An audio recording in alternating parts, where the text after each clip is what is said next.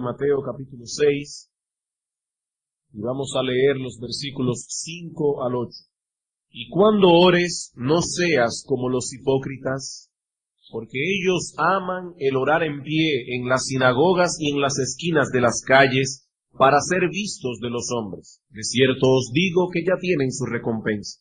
Mas tú, cuando ores, entra en tu aposento, y cerrada la puerta, ora a tu Padre que está en secreto, y tu Padre que ve en lo secreto, te recompensará en público. Y orando no uséis vanas repeticiones, como los gentiles, que piensan que por su palabrería serán oídos. No os hagáis, pues, semejantes a ellos, porque vuestro Padre sabe de qué cosa tenéis necesidad antes que vosotros le pidáis. Pocos aspectos de la vida cristiana son tan importantes como la oración, y pocos han sido tan distorsionados también. No somos exagerados o extremistas cuando decimos que la oración está tan ligada a la vida cristiana, que una persona que no ora es sencillamente porque no es cristiana. Los impíos, dice la Biblia, se caracterizan porque no invocan el nombre del Señor. La oración es a la vida espiritual lo mismo que la respiración es a la vida física. Vivir sin oración es exactamente lo mismo que vivir sin Dios. Como hemos visto ya, el Señor presupone en esta porción del Sermón del Monte que sus discípulos orarán. Sin embargo, Él no presupone que todo el que ora es porque es un discípulo. Dice en el versículo 5, cuando ores, no seas como los hipócritas. Si eres creyente, orarás, pero cuando lo hagas, cuídate de no hacerlo como los hipócritas lo hacen. Los hipócritas también oran, pero no para adorar a Dios, sino para adorarse a sí mismos. Usan a Dios simplemente como un pretexto para hacer un espectáculo de piedad. Ellos oran para ser vistos de los hombres. Su motivación al orar es pecaminosa y por lo tanto todo lo que sale de esa fuente es dañado también. El pecado, hermanos, es un intento de deicidio. ¿Qué significa esa palabra? Bueno, matar a un ser humano es un homicidio. Intentar quitar a Dios de su trono es un deicidio. Y el pecado a la larga es un intento de deicidio. Queremos destronar la deidad para sentar nuestro yo en ese trono. Y se trata de algo tan sutil que puede ser hecho en el mismo contexto de nuestra adoración a Dios. El hipócrita, dice Cristo, finge que adora a Dios, pero en realidad se adora a sí mismo. En la mañana de hoy vamos a enfocar este asunto, considerando primeramente cuál es el error que cometen los paganos cuando oran. Y en segundo lugar, cuál es el remedio que Cristo nos provee para librarnos de ese error. Así que comencemos viendo en primer lugar el error de los paganos cuando oran. El Señor dice en el versículo 7, y orando, no uséis vanas repeticiones como lo hacen los gentiles. Cuando el Señor habla aquí de gentiles, está haciendo referencia a todo aquel que no es judío. Cuando se hablaba entonces de un gentil en el tiempo del Señor, se señalaba a esos que no conocían a Dios como los israelitas lo conocían. Vayamos por un momento a Romanos capítulo 1. Romanos capítulo 1 y veamos el cuadro que el apóstol Pablo nos presenta acerca del mundo gentil en general. Romanos capítulo 1 versículo 18 al 23. Porque la ira de Dios se revela desde el cielo contra toda impiedad e injusticia de los hombres que detienen con injusticia la verdad. Porque lo que de Dios se conoce les es manifiesto, pues Dios se lo manifestó. Porque las cosas invisibles de Él, su eterno poder, su deidad, se hacen claramente visibles desde la creación del mundo, siendo entendidas por medio de las cosas hechas, de modo que no tienen excusa. Pues habiendo conocido a Dios, ellos no le glorificaron como a Dios, ni le dieron gracias, sino que se envanecieron en su razonamiento y su necio corazón fue entenebrecido. Profesando ser sabios, se hicieron necios. ¿Qué ocurrió? Cambiaron la gloria del Dios incorruptible en semejanza de imagen de hombre corruptible, de aves, de cuadrúpedos y de reptiles. Y en el versículo 25 dice, cambiaron la verdad de Dios por la mentira. El hombre es religioso por naturaleza. Fuimos creados para adorar a Dios. Pero ¿qué sucedió con el mundo gentil?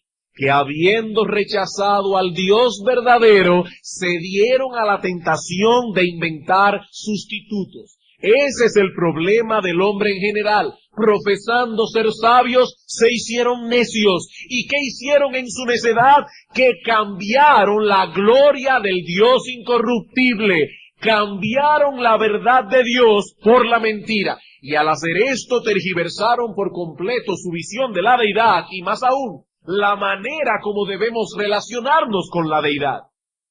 Lo que el Señor nos dice en el Sermón del Monte es que al acercarnos a Dios en oración, debemos cuidarnos de caer en el error de orar como estas personas oran.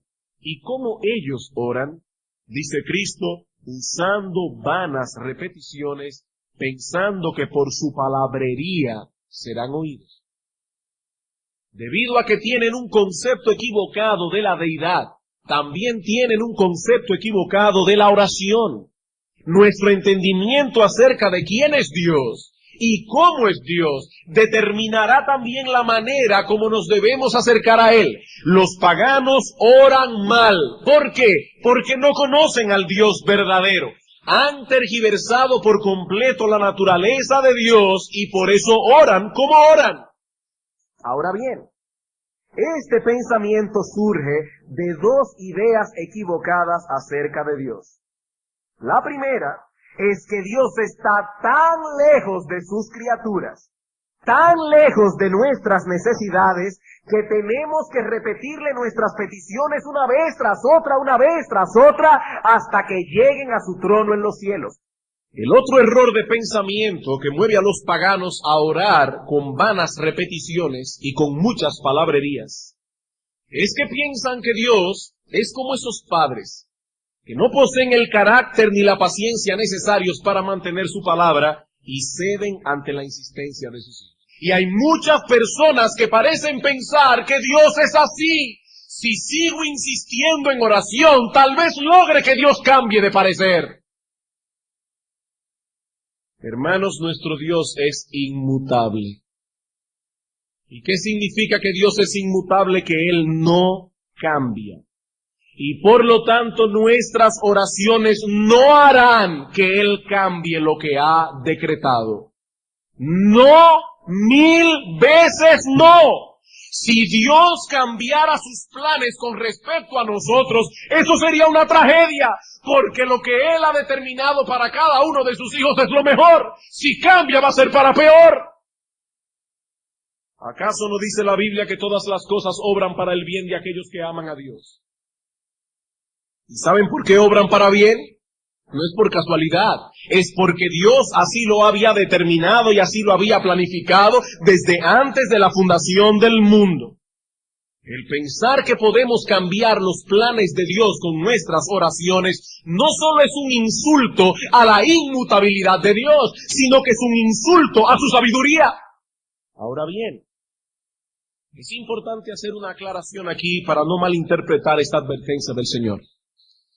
En primer lugar, el Señor no está prohibiendo en este texto las oraciones largas. Y por otro lado, el Señor tampoco está prohibiendo en nuestro texto que repitamos ciertas peticiones en nuestras oraciones. Del Señor Jesucristo se nos dice en la Biblia que pasó noches enteras en oración. Y lo mismo vemos de otros santos de la historia bíblica y de la historia extra bíblica. Juan Wesley solía orar 4 horas al día. La Biblia no condena las oraciones largas per se.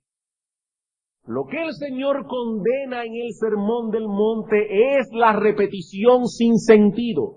El repetir innecesariamente una misma cosa, ya sea por descuido, ya sea por ostentación o ya sea por un concepto equivocado de la deidad y de la oración misma, que me lleve a creer que el mero hecho de repetir ciertas palabras producirán algún efecto. Eso es lo que el Señor está prohibiendo.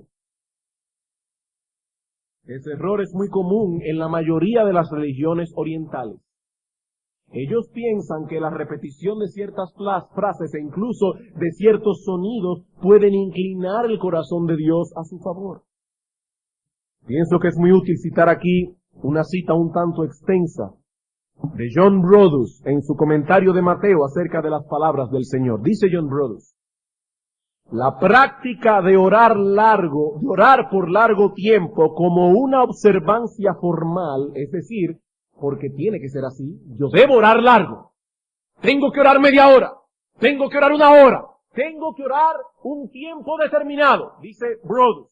La práctica de orar así como una observancia formal conducirá naturalmente a la repetición ociosa. Porque va a llegar un momento que usted va a comenzar a repetir cosas con tal de llenar el tiempo. En la actualidad, los monjes budistas gritan días enteros la sílaba sagrada Om, días enteros. Y hay maometanos que se giran en un círculo pronunciando el nombre de Dios hasta que caen. En algunos países, después de un funeral maometano, se reúnen hombres devotos y repiten Alá, el Alá, Dios es Dios 3000 veces.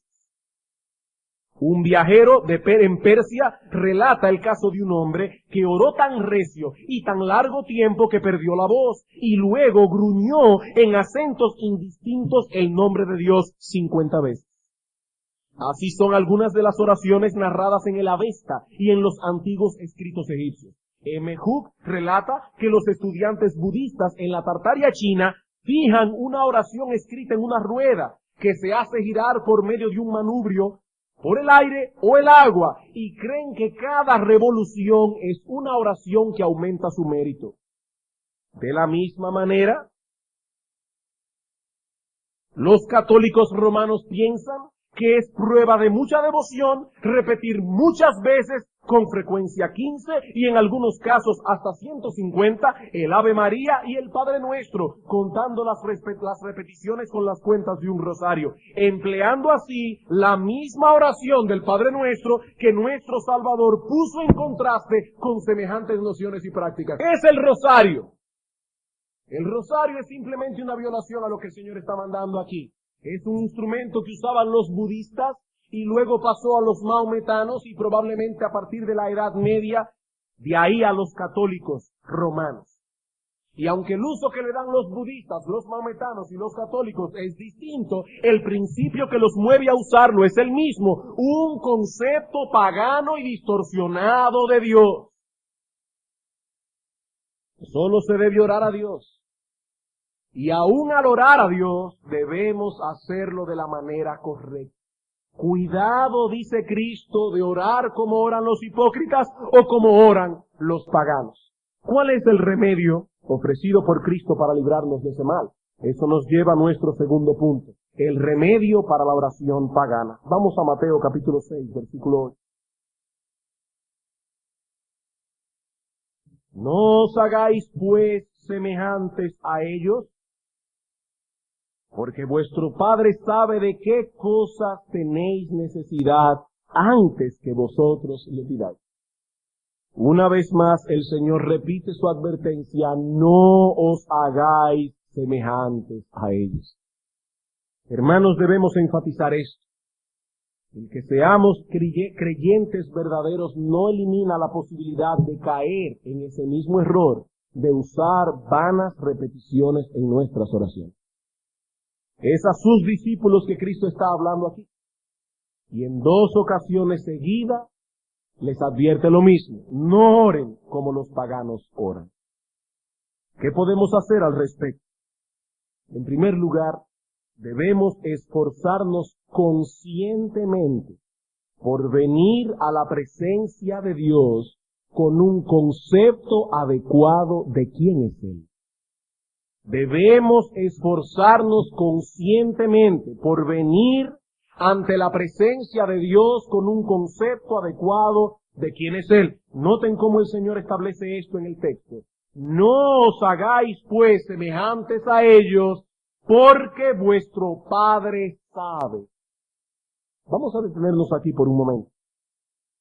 ¿Por qué los paganos oran así? Hemos dicho porque no tienen un concepto adecuado de la naturaleza de Dios. Ellos piensan que la oración es una especie de soborno a través del cual podemos tal vez mover el corazón de Dios o alcanzar su favor. Pero Cristo dice en nuestro texto, no olviden que Él es vuestro Padre. Vuestro Padre sabe. En el Salmo 103 el salmista dice, como el Padre se compadece de los hijos, se compadece Jehová de los que le temen. Vamos una página más adelante, Mateo capítulo 7, versículo 7. Mateo capítulo 7, versículo 7 al 11. El Señor vuelve otra vez sobre el tema de la oración. Pedid y se os dará, buscad y hallaréis, llamad y se os abrirá. Porque todo aquel que pide recibe, y el que busca halla, y al que llama se le abrirá. Y he aquí el incentivo del Señor.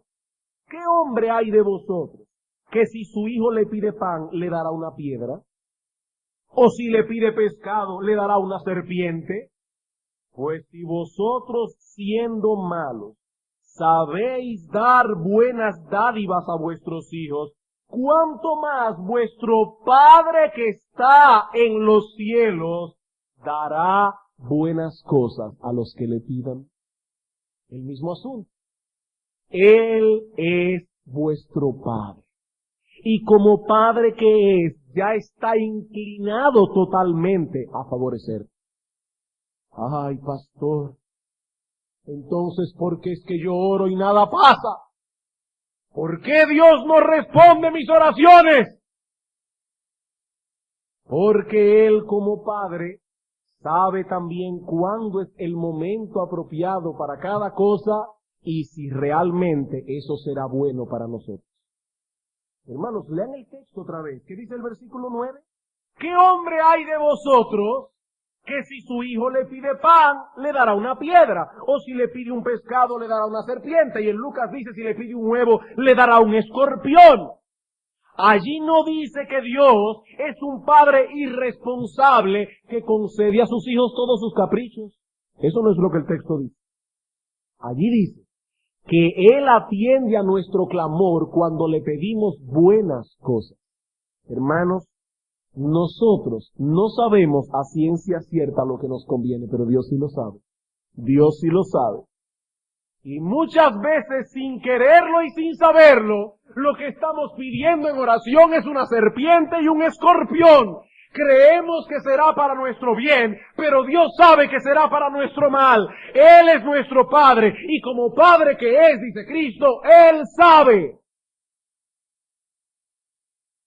Vuestro Padre sabe. ¿Y qué sabe Dios? ¿Cuáles son nuestras necesidades? Él sabe cuáles son nuestras necesidades. Si es una necesidad real, el Señor la conoce, porque Él es sabio, porque Él te hizo, porque Él conoce todas las cosas antes de que ocurran. Como dice el salmista en el Salmo 103, Él conoce nuestra condición. Pero no solo debemos orar con un concepto adecuado de quién es Dios. Si queremos librarnos de caer en el error de orar como oran los paganos, debemos tener también un concepto adecuado de la oración misma. Un concepto adecuado de la oración misma. Recuerden, un concepto distorsionado de Dios generará un concepto distorsionado de la oración. Un concepto adecuado de Dios generará un concepto adecuado de la oración. Hermanos, cuando nos acercamos a Dios en oración, no lo hacemos para informarle nada, ni mucho menos para aconsejarle nada. Dios no necesita nuestra información, tampoco necesita nuestros consejos. Él, dice Cristo, conoce nuestra necesidad antes de que nosotros se la pidamos. Y más aún, Él conoce también cuál es la mejor manera de suplirla y cuál es el momento más apropiado para hacerlo. Y por si todo eso fuera poco, Él ya está inclinado completamente para hacerlo. Él está inclinado a nuestro favor. ¿Para qué orar entonces? Porque Dios desea que sus hijos acudan a Él, dependan de Él y tengan comunión con Él. Es por eso que debemos orar, porque nuestro Dios así lo desea y porque nosotros lo necesitamos. Hermanos, escuchen esto, porque esto es muy importante. No es Dios quien necesita ser informado, somos nosotros. ¿Cómo así? Ya hemos dicho que nuestro Padre sabe de qué cosas tenemos necesidad antes de que se la pidamos, por lo tanto, Él no necesita información. Los que necesitamos de información somos nosotros. Continuamente debemos recordar que no somos autosuficientes. Continuamente tenemos que recordar que dependemos de Él. ¿Qué dijimos que es el pecado? Dijimos que es autoadoración. El creernos que somos pequeños dioses, que podemos manejar nuestras vidas como mejor nos parezca. Pero lo cierto es que nosotros no somos pequeños dioses. Somos simplemente débiles criaturas que no podemos gobernarnos a nosotros mismos y que dependemos completamente de Dios. Cuando pedimos al Señor que se haga su voluntad, estamos reconociendo que sus planes son mejores que los nuestros. No mi voluntad, sino la tuya. Cuando pedimos por el pan de cada día, es porque sabemos que no podríamos alimentarnos a nosotros mismos si Dios no nos da la capacidad para poder buscar nuestro sostén. He ahí la visión cristiana de la oración. Eso es orar desde el punto de vista de nuestro Señor Jesucristo. Ahora bien, para concluir, en toda esta porción del Sermón del Monte se resalta el concepto de la paternidad de Dios. Ora a tu Padre que está en secreto. Tu Padre te recompensará. Vuestro Padre sabe de qué cosas tenéis necesidad. Pero ¿en qué sentido está usando el Señor aquí la palabra Padre para referirse a la relación de los creyentes con Dios? Bueno, por un lado la Biblia enseña, y no se sorprendan hermanos de esto que voy a decir, no es una herejía, la Biblia enseña que en cierto modo todos los hombres, habidos y por haber, son hijos de Dios, por creación. Todos los hombres que han existido y existirán son hijos de Dios por derecho de creación. Al ser creados por Él, todos son hijos de Él. Sin embargo, no es en ese sentido que el Señor usa la palabra Padre aquí.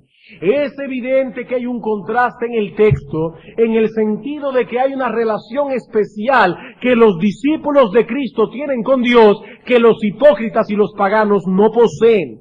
Aquellos son hijos por creación. Estos son hijos por redención. Y Cristo dice, no oren como lo hacen los hipócritas y los paganos, porque vuestro Padre, y es enfático, vuestro Padre conoce vuestras necesidades. Él no es el Padre de ellos, Él es vuestro Padre. Mi amigo, la Biblia enseña que en ese sentido redentor, no todos son hijos de Dios. Juan capítulo 1, versículo 12. Mas a todos los que le recibieron, a los que creen en su nombre, les dio potestad de ser hechos hijos de Dios, los cuales no son engendrados de sangre, ni de voluntad de carne, ni de voluntad de varón, sino de Dios. El texto es muy específico. ¿Quiénes recibieron el derecho de ser llamados hijos de Dios? Los que creen en su nombre. No, mi amigo, en ese sentido hay dos paternidades en el mundo. No todos son hijos de Dios. A esa relación solo pertenecen aquellos que han nacido de nuevo por el poder regenerador del Espíritu Santo. Aquellos que han sido adoptados por Dios por medio de la fe. Antes de tener el derecho de invocar a Dios por Padre, debemos ir a Cristo en arrepentimiento y fe, con una plena comprensión de nuestra miseria personal y de nuestra necesidad de perdón. Entonces, y solo entonces, podremos exclamar, Padre nuestro que estás en los cielos. ¿Quiere el Señor obrar poderosamente en algunos en esta mañana? Abrirles el entendimiento y traerlos humillados a los pies de la cruz, clamando por misericordia, porque la Biblia asegura a los tales que ciertamente encontrarán la misericordia que buscan.